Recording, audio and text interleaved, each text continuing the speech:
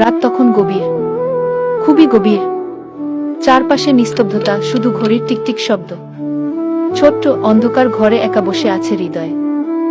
তার সামনে খোলা একটা খাতা, কিন্তু সেখানে কোনো লেখা নেই। কারণ তার জীবনের মতোই সবকিছু যেন ফাঁকা হয়ে গেছে। হৃদয় ছোটবেলায় অনেক স্বপ্ন দেখত।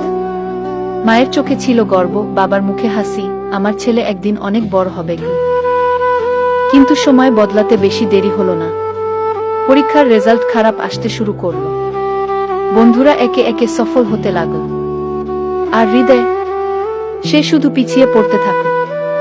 একদিন বাবার সেই গর্বের চোখ বদলে গেল হতাশায়। মায়ের মুখে হাসি থাকলেও ভিতরে লুকানো কষ্টটা হৃদয় ঠিকই বুঝতে পারত। আর সমাজ কখনো কারো ব্যথা বোঝে না, তারা শুধু লেবেল দিতে জানে। ওই ছেলেটা ব্যর্থ, এই একটা শব্দই ধীরে ধীরে হৃদয়ের ভিতরটাকে ভেঙে দিল। রাতের পর রাত সে ঘুমাতে পারত না। চোখ বন্ধ করলেই মনে হতো সে যেন একটা অন্ধকার গহ্বরে পড়ে যাচ্ছে, যেখান থেকে বের হওয়ার কোনো পথ নেই। একদিন আয়নার সামনে দাঁড়িয়ে সে নিজেকে দেখল।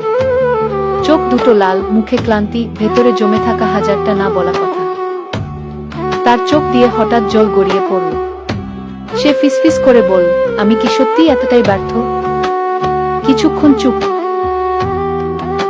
তারপর সে নিজের চোখের দিকেই তাকিয়ে আবার বলল, না, আমি হারিনি, আমি শুধু একটু দেরিতে জিতব।